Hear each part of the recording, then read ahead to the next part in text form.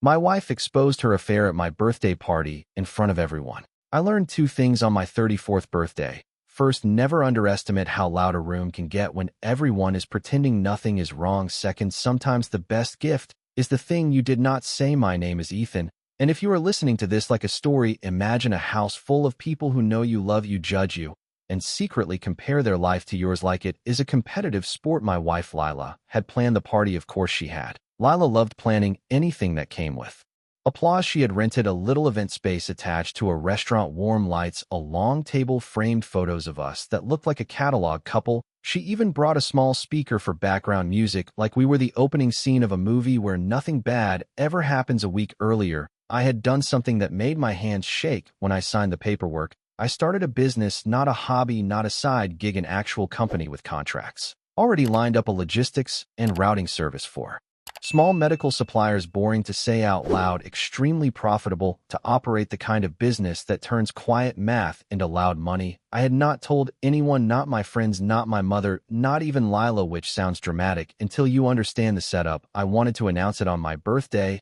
I pictured it, a little toast, a little surprise, everyone cheering, Lila smiling proudly, the whole room thinking, wow, Ethan is finally stepping into his power. I know, corny, but I am human. Then something in me said, wait, just wait, not because I was afraid, but because Lila had been acting strange for months, always on her phone, always angling the screen away like it had a better view than I did, always more concerned with being seen than being present.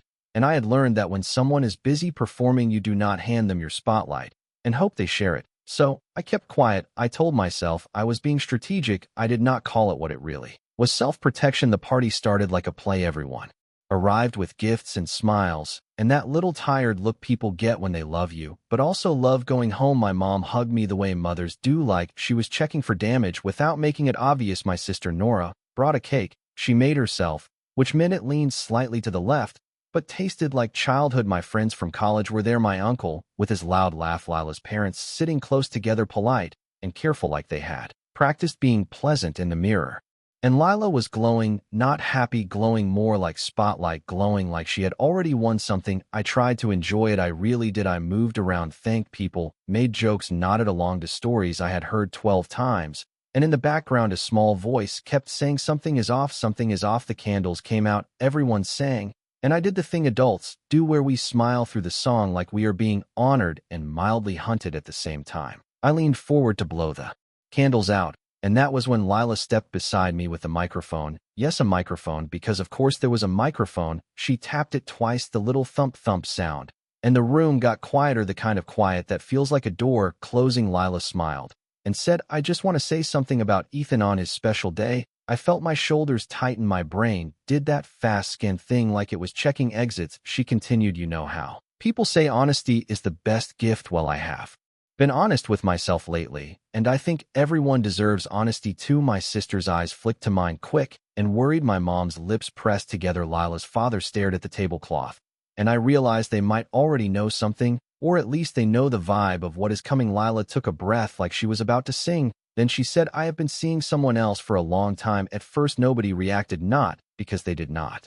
understand, but because brains take a second to accept reality when it arrives. Wearing party clothes, then the room moved all at once like a flock of birds turning in the sky. Gasps, hands to mouths, chairs shifting. Someone whispered no, and another person said, oh my God. Lila kept going because she was not confessing, she was performing. I have been unhappy, and I found someone who makes me feel alive. I know it sounds bad, but I am tired of pretending. She looked around like she expected applause, or at least admiration for her courage, like she had just announced she was quitting sugar. I sat there, hands on the table, staring at the candles that were now smoking, little trails curling up like the last bit of innocence leaving the room. Here is the truth. In that moment, I could have exploded, I could have yelled, I could have begged, I could have done any of the messy things people expect, but something colder and cleaner took over. Maybe it was shock, maybe it was self-respect, maybe it was the quiet habit I have of solving problems instead of decorating them.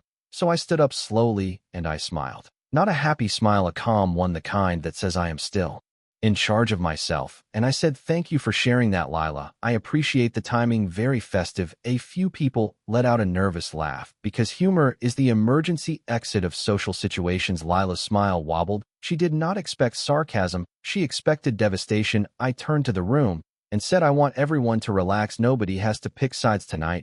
Just enjoy the cake, talk to each other. I'm going to step outside for a minute. Then I looked at Lila again and added, we will talk later, and we will do it without an audience. I walked out, and behind me, I heard the room break into noise again, the ugly kind, questions, whispers, someone saying, Lila, why would you do this? And someone else saying, not on his birthday, not like this. Outside, the air felt colder. Then it was like my body had decided to feel everything at once. Now that nobody could see, my phone buzzed in my pocket. One new message, no name saved, just a number I did not recognize. The text said, she finally told you. Good, now we can stop hiding. I stared at it, and I laughed, a short, humorless sound, because apparently my birthday gift came with a sequel. I did not go back inside after that message. I stayed out there until the cold stopped being dramatic and became practical. Then I went home alone, which is a strange experience when you are technically still married. I slept on the couch, not because I felt defeated, but because I refused to share space with chaos. And that night, I learned a third thing: birthdays end, but consequences do. Not. The next morning, Lila tried to talk like nothing had happened. She moved around the apartment, making coffee, opening curtains, using that overly calm tone people use when they are hoping reality will get bored and leave. I let her talk. I always let people talk when they think they are explaining themselves, because they usually end up explaining much more than they intend. She said she had felt lonely. She said she did not plan to say anything at the party. She said it just happened, which is my favorite phrase, because nothing meaningful ever just happens. It is always rehearsed in private. First, I asked one question only, how long? And she paused just long enough for the truth to stretch before breaking.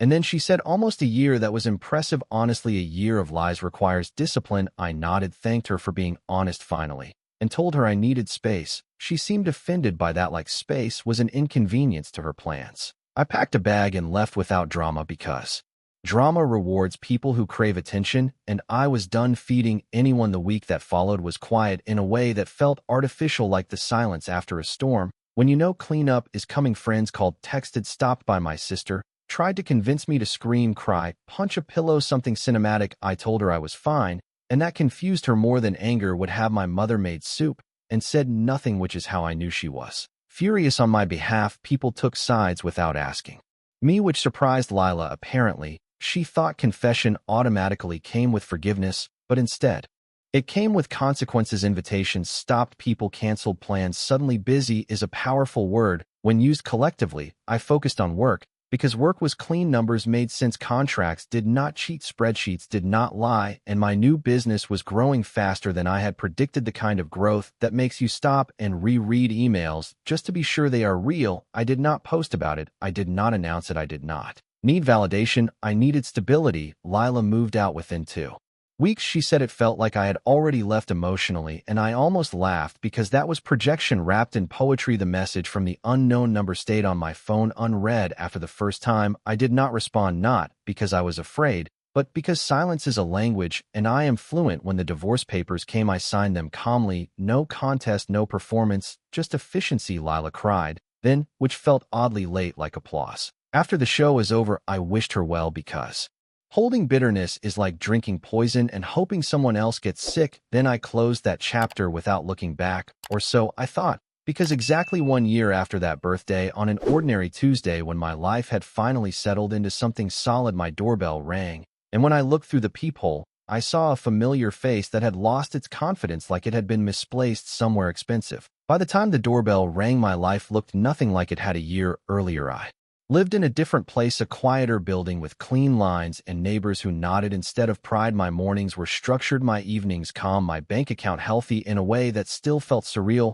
And when I looked in the mirror, I saw someone who had aged not from stress, but from clarity. So when I opened the door and saw Lila standing there holding nothing but regret, dressed in confidence she could no longer afford, I felt something unexpected, not anger, not triumph, just distance. She said my name the way people do when they want to rewind time. I did not invite her in. She stepped forward anyway and stopped when she realized the rules had changed. She tried small talk first, commented on the apartment, the view, the way I looked healthier, which is an interesting thing to say to someone you broke. She said things had been hard lately. She said life had a way of humbling you. She said her voice shook because she wanted it to. I listened because listening costs nothing but engagement. costs everything. She finally said she missed me, missed us, missed the stability, the partnership, the way I used to believe in her before. She gave me reasons not to. She said the man she left me for was gone, now not physically, just financially, emotionally, spiritually gone, like a phone with no signal. She said she had made a mistake, which is the most expensive sentence in the language. I asked her one question only: what exactly do you want? She said she wanted another chance, another beginning. She said, people change. I smiled, because people do change, just not always in the direction we hope. I told her I forgave her, which surprised her. And then I told her forgiveness does not mean access. I said I had rebuilt my life without betrayal as a feature, and I was not interested in reinstalling it. She cried, then really cried, not performative, not strategic, just raw and late. I handed her a tissue, because I am polite, not because I was tempted. She reached for my hand, and I stepped back gently, firmly, like someone closing a door without slamming it. I said this conversation is over, and I wished her well again, because consistency is underrated. She left slowly, like she expected me to call her back. I did not. The next week, she came again, then again, then again, each visit shorter than the last, each apology lighter, each promise emptier. I never raised my voice, never insulted, never explained myself. More than once, eventually, the knock stopped, and in that silence I realized something important. Closure is not a conversation, it is a decision. When the knocking finally stopped, my life did not suddenly become dramatic or cinematic. It became productive, which is much rarer and far more dangerous. To people who once underestimated you, I did not celebrate her absence. I simply filled the space with things that mattered: routines, discipline, growth. I learned that peace is not quiet, it is organized. My company had crossed the line from promising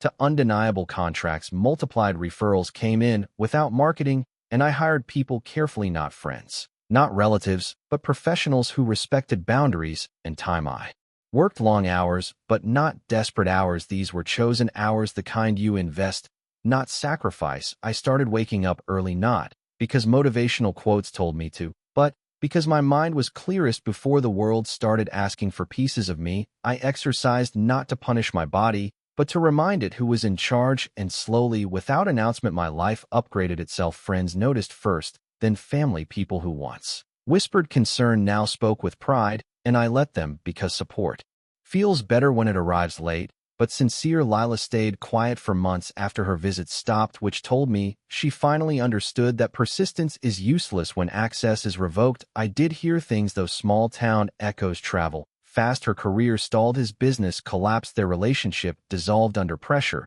because relationships built on secrecy rarely survive daylight. Meanwhile, I was invited to speak at a small industry conference, nothing glamorous, just professionals in a room talking logistics. But when I stood there explaining systems I had built from scratch, I realized I was no longer explaining myself to be understood. I was being listened to, because I had results that changes the way people look at you, and more importantly, the way you look at yourself. My sister joked that karma had a spreadsheet, and I told her karma was lazy, discipline does all the work. One evening, I ran into someone from the old friend group at a cafe. He hesitated before approaching, like I might still be fragile. I laughed and told him I was solid. He admitted that after the party, people lost respect for Lila fast, not because she cheated, but because she bragged about it. Like honesty without humility is just arrogance in a nicer outfit. They saw how I handled it, though, the calm, the silence, the refusal to collapse, and that stayed with them. I walked home thinking about that, because dignity is contagious. You do not have to announce it. People feel it. A few weeks later, Lila showed up again, unannounced, this time not at my door, but at my office building. She waited in the lobby like a reminder. I did not ask for the receptionist, buzzed me, and I said no thank you without hesitation. That moment felt bigger than any promotion, because I did not even feel tempted. Power is quiet like that. Later that night, I sat on my balcony watching the city lights, thinking about the version of me who once planned birthday speeches hoping for approval, and I felt grateful he kept his mouth shut, because silence saved him. I did not win by humiliating anyone. I won by outgrowing the room they tried to trap me in. By the time she came back again, I had stopped counting the attempts, not because they hurt, but because repetition turns drama into background noise. And that year taught me something important. Persistence is not the same as value. The first few times Lila showed up, it felt surreal, like watching an old episode of a show you no longer follow. You recognize the characters, but you are no longer emotionally invested. She came with different versions of herself each time, sometimes apologetic, sometimes confident, sometimes philosophical, once even cheerful. which was the most disturbing version of all. She said things like, "I have done a lot of thinking. I finally understand you now. I know where I went wrong," which always made me smile, because understanding someone after losing them is like reading the manual after the machine is broken. She stood outside my building in different seasons. Different coats, different expressions, but always the same expectation that time alone had earned her something I never promised. I listened once, then twice. Then eventually, I stopped opening the door and spoke through the intercom, because boundaries are not rude, they are efficient. She asked if we could just talk. I said we already had. She asked if we could get coffee. I said I already had plans. She asked if I was seeing someone else.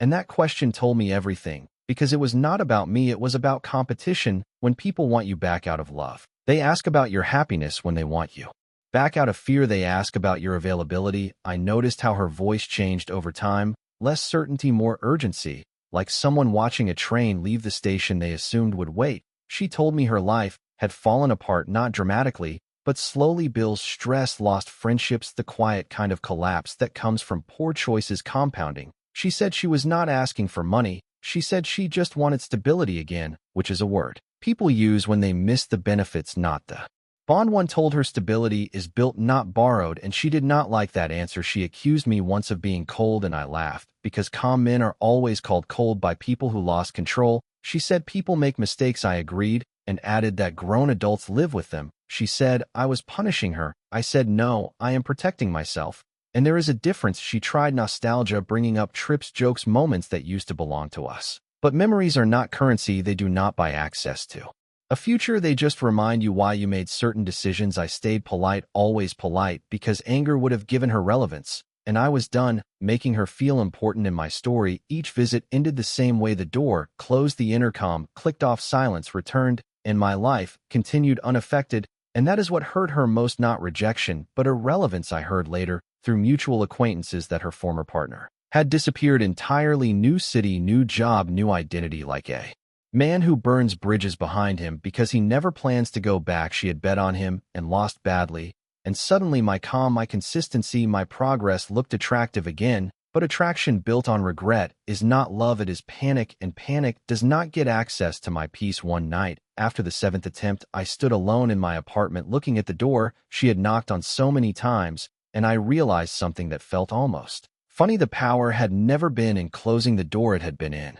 opening it the first time and surviving everything that followed. That is when I understood the full shift had happened. I was no longer reacting to my past. I was choosing my future deliberately, clearly, without resentment. There is a strange moment that happens when your life improves quietly. People do not notice the climb, but they notice the altitude.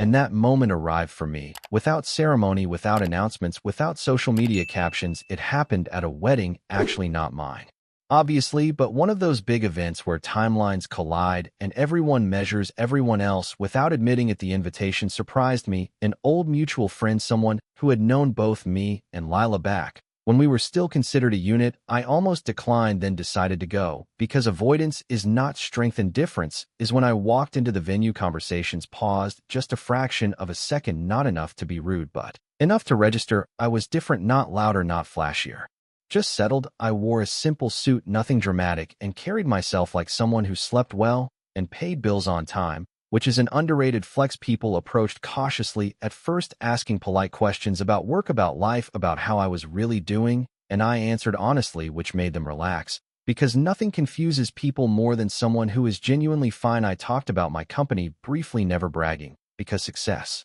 speaks better when it whispers. Someone asked if I was seeing anyone, and I smiled and said I was seeing myself clearly these days, which got a laugh and also ended the inquiry perfectly. Then I saw her, Lila, standing near the bar, scanning the room like someone looking for oxygen. She noticed me a second later, and I watched the recognition spread across her face, the quick calculation, the comparison she did not ask for, but could not avoid. She walked over slowly, like gravity was heavier around me this time. She said hi, and I said hi back, calmly, kindly, neutrally. She commented on how well I looked, and I thanked her, because deflecting compliments is unnecessary when you are no longer negotiating your worth. She asked how business was going, and I gave a vague positive answer, nothing more, because access to details is earned. She mentioned how hard things had been for her, and I nodded without engagement, because empathy does not require involvement. Then she did something interesting. She apologized again, this time without an audience, without performance, just a quiet sentence, "I am sorry for everything." I paused, not for effect,